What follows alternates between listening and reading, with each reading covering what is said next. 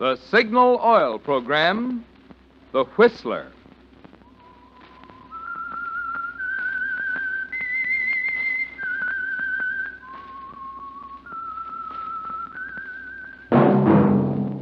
That whistle is your signal for the Signal Oil Program, The Whistler.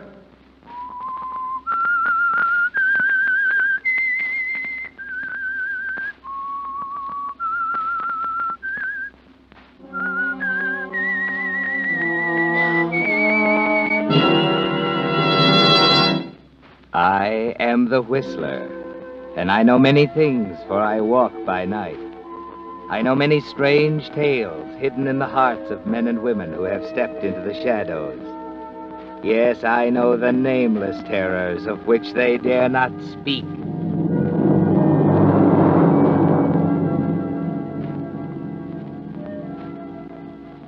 Yes, friends, it's time for the Signal Oil Program, The Whistler. Rated by independent research, the most popular program on the West Coast. Remember, let every traffic signal remind you, with new Signal gasoline, you do go farther than ever. Look for the familiar big yellow and black circle sign that identifies those popular Signal service stations in 7 western states from Canada to Mexico. And now, the Whistler's strange story, Miracle on 49th Street.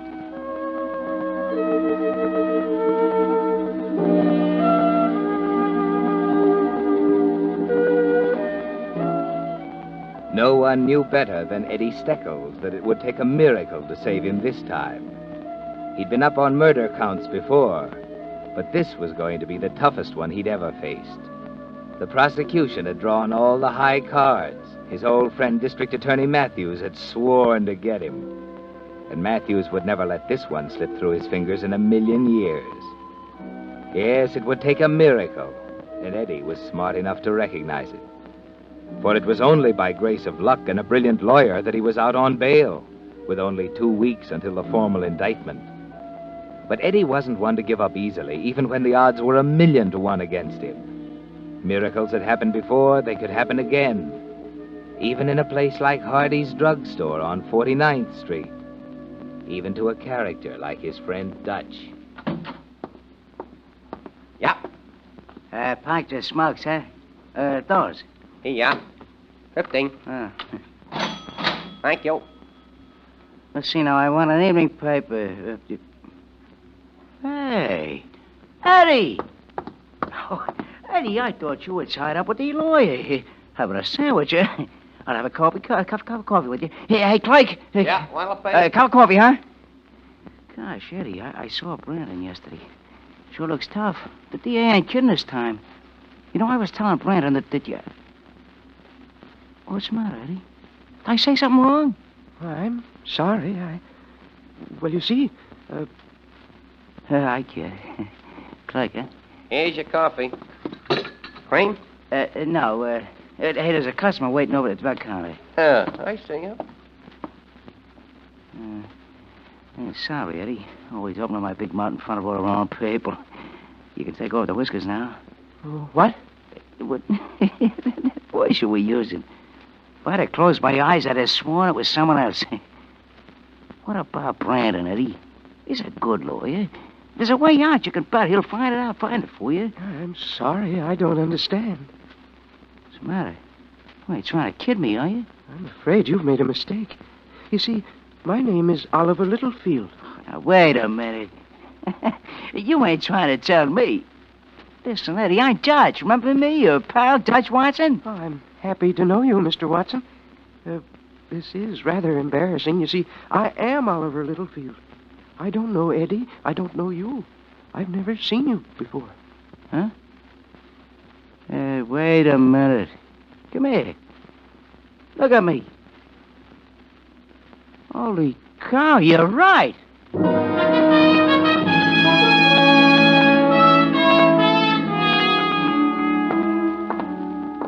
Why don't you sit down, Eddie? I told you it's all tied up in a hard knot. I couldn't get you out of it if you were the governor. You get 2 weeks, ain't Maybe. What, Brandon, what do you mean, maybe? You're a $50,000 lawyer. So is the DA, Eddie. And he's not playing for peanuts this time. He could recommit you tomorrow if he wanted to. What do you mean? I'm out on bail. Yes, today. Tomorrow you go back in if Mr. Matthews decides he has a case. And I think he has. I'm sorry, Eddie. You're sorry. You shouldn't have shot that cop. Ah, shut up. There's got to be a way. There's got to be something. Give me a cigarette.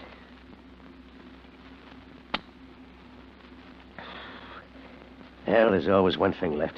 Yeah. I can run for it. They'd be waiting for you with open arms in every city from New York to San Francisco, looking for you on every freight, pictures in all the post offices. No, you don't need a lawyer, Eddie. You need a miracle. Yeah? Eddie? Yeah. Eddie, you'll never believe it. I can hardly believe it myself. Huh? Who is this? Dutch, I'm calling from a drugstore on 49th Street. There's a guy here, Eddie. A guy I sat right next to, maybe a foot away. What are you talking about? This guy. He's you, Eddie. Yeah, you drunk? Honest, Eddie. I couldn't tell the guy from you if I was touching noises. I never seen anything like it in all my life. All right, so what? Is that all you called me for? Well, Yeah, shut up. I'm busy enough without having you blubber on the other end of a telephone line. So the guy looks like me, so what? What's the matter, Eddie? Nothing. Dutch. Yeah, Tell that guy. Don't let him out of your sight. but Ed... He's still there, ain't he? Yeah, but why? Never mind why. Tail him. Follow him home, then get back here as fast as you can. Okay, Eddie. What was it, Eddie? Yeah. You hear anything? No? Good.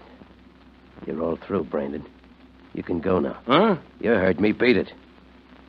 I don't want to see you again. Are you crazy? Maybe. Crazy enough to think you're right, Brandon. I don't need a lawyer. I need a miracle.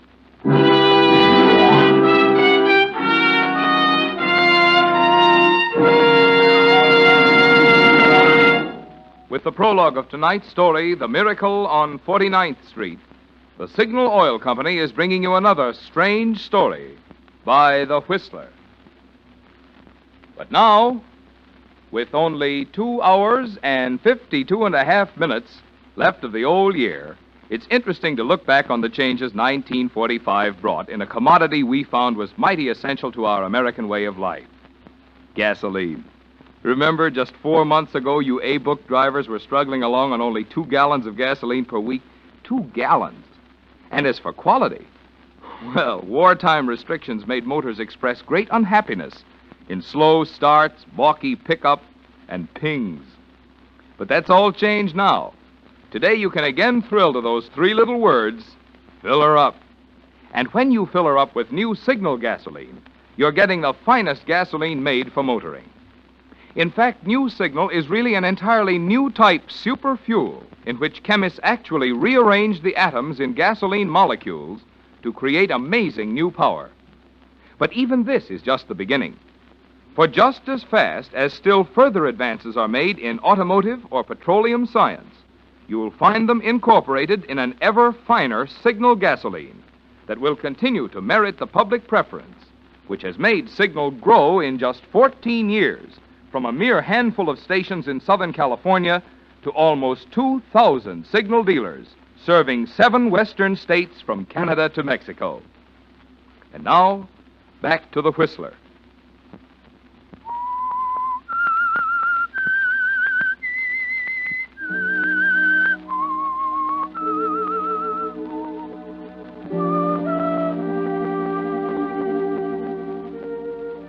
Yes, Eddie, you're right. Your lawyer is no good to you now, with District Attorney Matthews piling up a murder case against you piece by piece like bricks in a wall. What you need is a first-class miracle, like the one Dutch ran into in the drugstore on 49th Street. A miracle in a gray tweed suit, 5 feet 10 inches tall, 165 pounds, sitting up at the counter eating a ham sandwich. Oliver Littlefield is a miracle, isn't he, Eddie? He makes you remember the old wives' tale about there being a duplicate of everyone in the world, and makes you believe it. You're not pacing the floor anymore, are you, Eddie? After Brandon leaves, you sit quietly in the chair for a while, thinking. Then you pick up the phone and call a friend of yours. Mike Castro? Mike, this is Eddie. Yeah, I'm out on bail. Hey, listen, Mike, got a job for you. Want to wire a joint for sound. Yeah, your dictaphones. Right. And we might need some recording equipment and a 16mm movie camera. You get over here in a half hour? Stanley Hotel. Okay, Mike, I'll be waiting.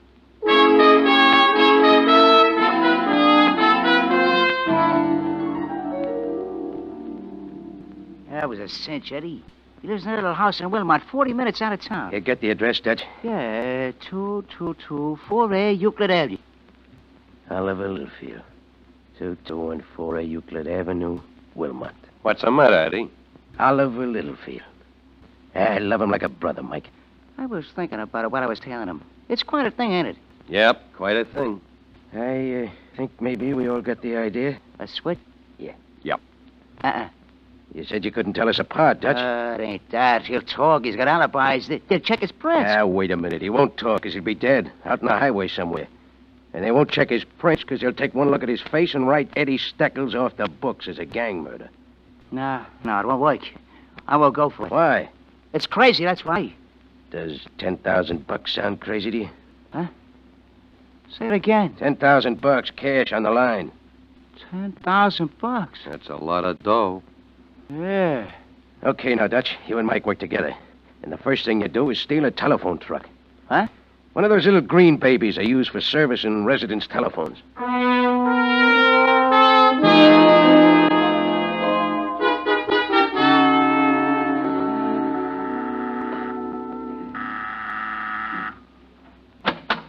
What do you want? How do you do? Are you Mrs. Littlefield? Yes? Telephone company. Came to check the wire. What? Why, I didn't call Part of into... the service, madam. Every so often we have to check up. You know, connections get loose, insulation wears out. Well, that's strange. This has never happened before. You don't suppose you could come back a little later, could you? I was just leaving for the afternoon. No, it wouldn't work, ma'am. We have orders, you see. This is 2214A, isn't it? Yes? Perhaps if I called in and explained... No, you'd only get us in trouble. Yeah, trouble. Well, all right then. You can go on in. I'll have to leave you alone here, though. Oh, don't worry about that, ma'am. We'll find everything all right.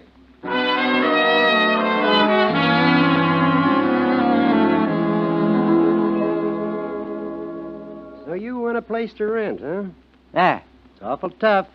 Haven't got a thing on my books except a shack over on Acacia Street. $50 a month. It's not worth 50 cents. That the one you advertised? 2225 Acacia? Yeah, that's it. Backs up on Euclid Avenue, doesn't it? Mm-hmm. Okay, I'll take it.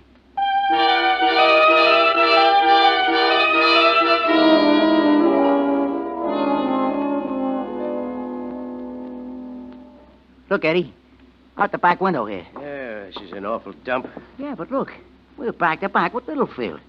Mike ran the line from under the back porch to the fence and into the back bedroom. He's in there now, setting up that recording machine. Yeah, did you check on Littlefield? Sure, runs a hardware store just off the main drag. No other employees. Takes an hour and a half for lunch and hangs a sign on the door. You know, regular small-town operator. You can't beat that guy. I told you I love him like a brother. You think it'll work, Eddie? Just watch me. Before the week's out, I'll know more about Oliver than he knows himself. Now, listen, a couple of things I want you to do for me tomorrow on the way to the library. Library? Yeah. We're going to get some books on the hardware business. On the way, I want you to stop in at the Bradshaw Bureau. What's that? They put out confidential financial reports. It'll cost you $20, but get one on Littlefield. It'll tell you what his investments are, how much he owes on his house, his earnings, all that kind of stuff. They won't ask questions. Yeah, just tell him he wants to borrow $1,000 from you on a personal note. Now, where's Mike? Oh, this way. Hey, how you like this broken-down joint I rented, huh? It's broken down, all right. How's it, Mike? Working perfect. Close the door, Dutch. Anything been doing? Yeah, they've been going at it. Quite a wife you picked out for yourself, Eddie. Give a listen. I simply can't understand it. Why in the world you had to close the store for 2 solid hours this afternoon to take 3 gallons of paint out to that Marsden woman? You never make deliveries for your other customers. Why, for all you know, you might have missed a $20 sale. Please don't refer to her as that Marsden woman, Cynthia. Oh, you call her by her first name. I call her Miss Marsden. Well, I don't approve. I'm sorry, Cynthia. Now, pull it down a minute, will you? Where are they? They're in the dining room. The microphone's under the table. What happens if they go out of their room? Just a minute. I'll show you. Well, what's he doing? Nothing coming through. Probably standing in the hallway in his bathrobe. It's his old brown bathrobe, Eddie. She took the buttons off his good one in the ringer last Well, week. I suppose I might as well take my shower. There won't be any dinner until you do. And you'd better take some kerosene to those hands. They're full of green paint. Yes, dear, right away. And don't forget to clean your fingernails. All right, Cynthia, all right. But now what do you do? Watch. We faded out the dining room. Now we turn this dial up. Woman, what the deuce? Cynthia? Cynthia, where's the soap?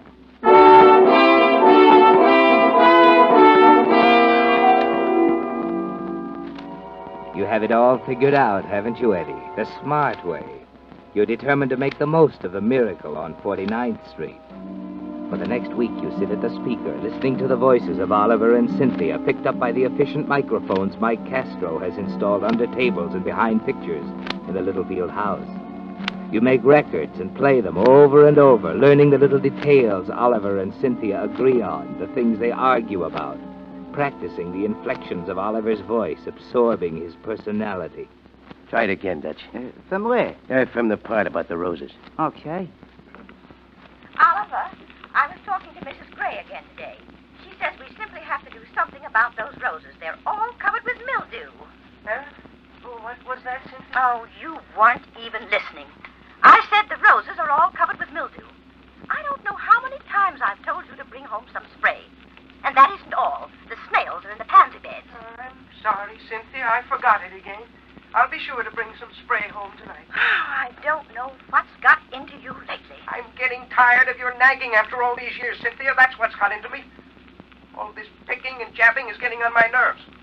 Now, if you'll excuse me, I'll go to work. Why, Oliver! All right, Cynthia. I'm sorry. There you are, boss. What a day to be tied up to. Okay, now read me the speech about the pansy beds. Oh, yeah, let's see now. Oh, here. Oh, you mean I gotta put it on that dame again? Yeah. Oh, all right. I don't know how many times I've told you to bring some spray home. And that isn't all. The snails are into the pansy beds. I'm sorry, Cynthia. I forgot it again. I'll be sure to bring some spray home tonight. I don't know what's got into you lately. I'm getting tired of your nagging after all these years, Cynthia. That's what's got into me. All this picking and jabbing is getting on my nerves.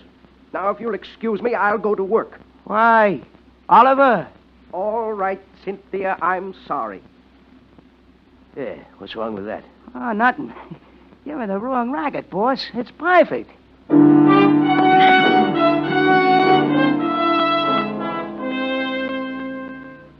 Yes, Eddie, it is perfect. But you don't stop there. At every spare moment, you're studying up on the hardware business, learning the details of Oliver's financial dealings from the confidential reports Dutch brought you.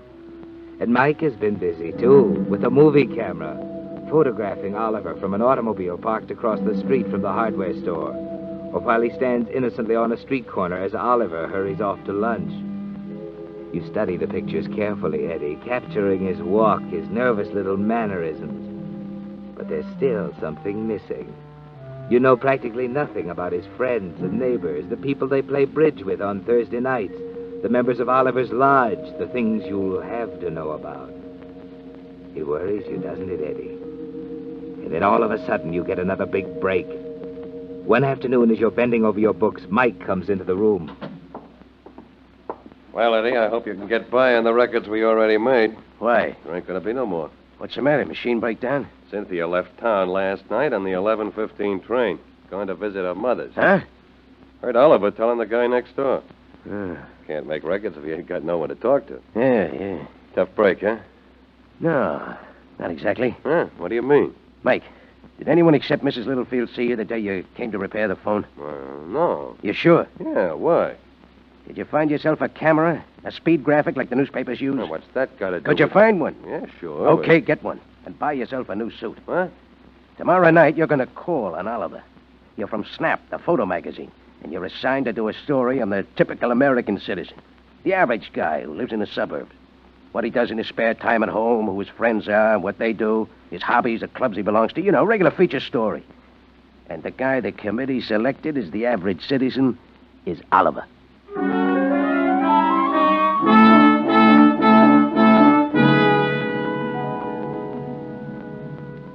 Now, see here, Mr. Dickinson, I don't know Now, whether... Mr. Littlefield, there'll be nothing to it. You've come at a rather bad time. My wife is We away. can get pictures of her later, Mr. Littlefield, and of course, you'll get the usual fee of $500. $500? Yep, I can spend the afternoon with you here on the interview, and tonight we'd like to have a little party for you. At the magazine's expense, of course. We can invite all your friends and take pictures. You'll get yourself a lot of nice publicity. Do you a lot of good in the hardware business. How did you know I was in the hardware business? We went into that before you were selected. Always check up a little before we decide.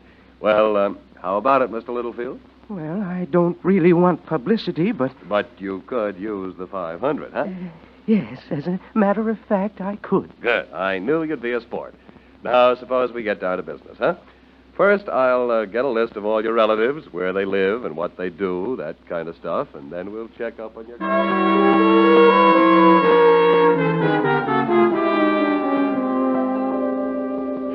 I'm Mrs. Lake. I live down the street a few doors. 2228 Euclid, that is.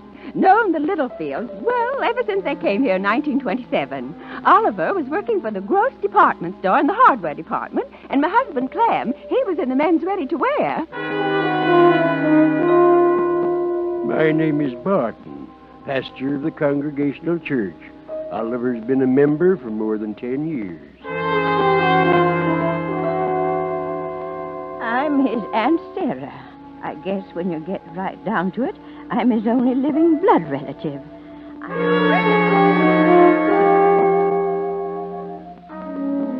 Well, there it is, Eddie. Everything you need right there in the book, complete with photographs. You were right, weren't you? In a matter of 10 days, you've learned more about Oliver Littlefield than he knows himself. And it's none too soon. Eddie! Hey, Eddie, you seen the papers? What's the matter? Look, Eddie Steckles, fugitive from justice. they record your bail. When'd this come out? About an hour ago. Yeah, that's okay. Where's Mike? He's coming. Did he give Oliver the $500? No, he stole him off. Said he'd have a check for him tonight. The guy's getting smart. Beginning to think for himself. We better get it over with, Eddie. It don't look so good. Huh? But the neighborhood's full of patrol cars. Maybe somebody called the magazine office or something. Yeah, you get the jitters. Uh-huh. When Mike came out of Oliver's house tonight, he says there was a guy standing across the street that he could have swore was a plainclothes dick. Well, forget it. We gotta take a chance. It's tonight or not at all. Call Oliver and tell him we'll be around about 8 o'clock to pay him off.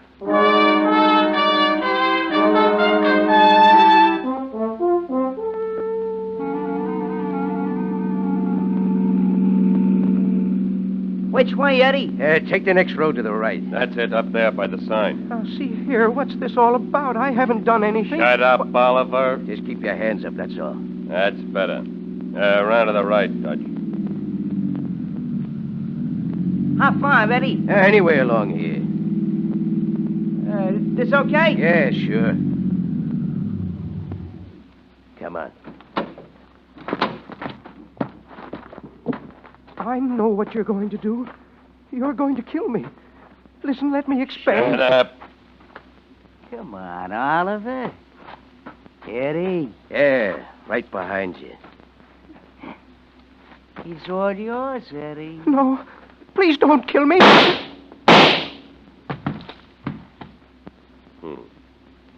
Nice work, Eddie. No, Mike. Not Eddie. Oliver Littlefield, remember?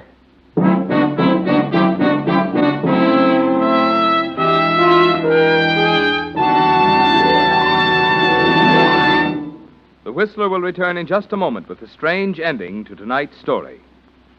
But first, a word about the 248 people who were killed in auto accidents over the Christmas holiday.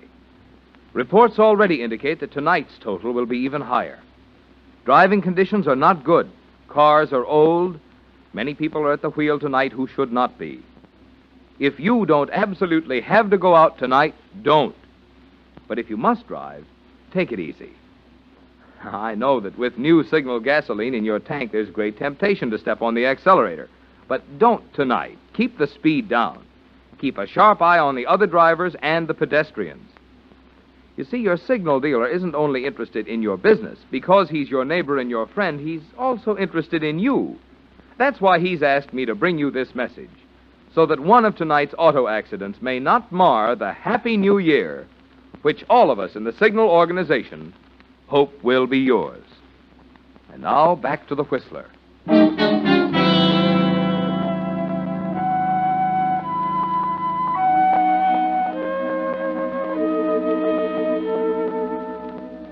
Yes, Eddie. It was a miracle that sent Oliver Littlefield to you at the exact moment when you could use him best. And you knew how to make the most of it, didn't you? You've already decided what's going to happen from here on. How you'll suddenly disappear from Wilmont one fine morning without telling anyone where you're going. There'll be gossip about Oliver Littlefield finally wearying of his nagging wife. But after a month or so, it'll die down. South America, the Pacific Coast, Canada, there's lots of opportunity, isn't there, Eddie? Plenty of room for the smart ones. You abandon the car, Eddie Steckel's car, on the highway and hitch a ride back to town. Outside of a slight pinch in the shoulders, Oliver's gray tweed suit fits perfectly. Almost as well as your clothes fit him back there in the trees on that side road. It's 11 o'clock when you finally get back to 1214A Euclid Avenue and fit Oliver's key in the lock on the front door. Now, there's that light switch. Oof. The way up with the door. There. Now Who are you? Why, Oliver, don't you know me? Oh, I'm sorry. Of course, Sure, you know me, Oliver. Your wife wanted some work done in the garden. She called, left. Oh, yes. The spray. Yeah, the spray. And there was something else, Oliver. The spading. You didn't know about that, did you? See, here, My name's Pezzoli, Oliver. From headquarters. What do you mean? You didn't know about the spading she'd ordered in the back of the yard. Or you wouldn't have buried her there the day before that arsenic. Buried her? Sure. You shouldn't have killed her with arsenic, Oliver. Too easy to find in a post-mortem. Oh. That's it. Put down that gun. Yeah.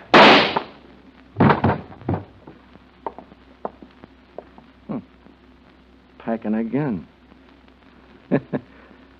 Who would have thought it of a punk like Oliver Littlefield?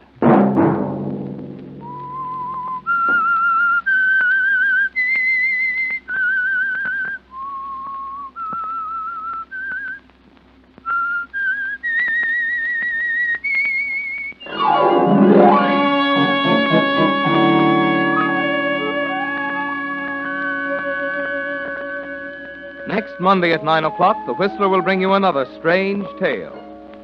The Whistler is broadcast for your entertainment by the marketers of Signal gasoline and motor oil and fine quality automotive accessories, and by your neighborhood Signal dealer.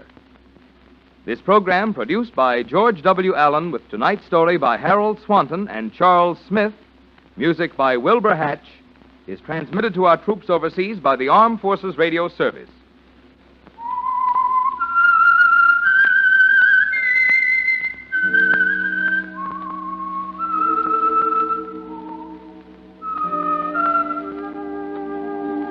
That whistle is your signal for the Signal Oil program, The Whistler.